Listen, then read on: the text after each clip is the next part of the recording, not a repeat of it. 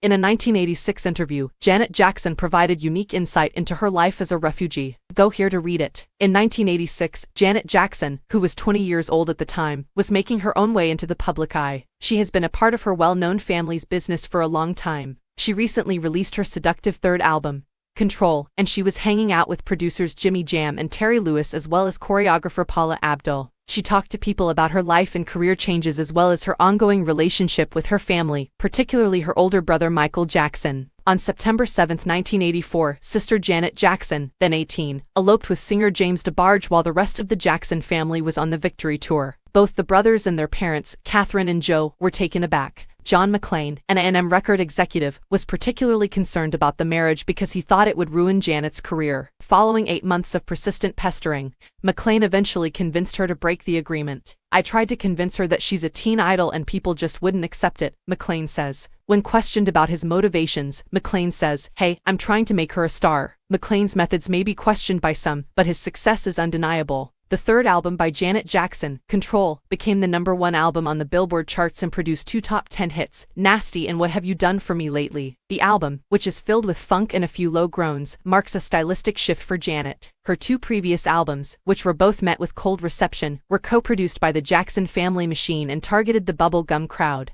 McClain sent her to voice and dance coaches for 3 months in preparation for Control, then sent her to Minneapolis to record with Prince protégés Jimmy Jam and Terry Lewis. According to McClain, Joe Jackson said fine, but if it didn't work he would backhand me. Janet responds, "I'm not saying that because that's my name. I don't want to be a part of the Jackson family. However, I desired to have this record all mine."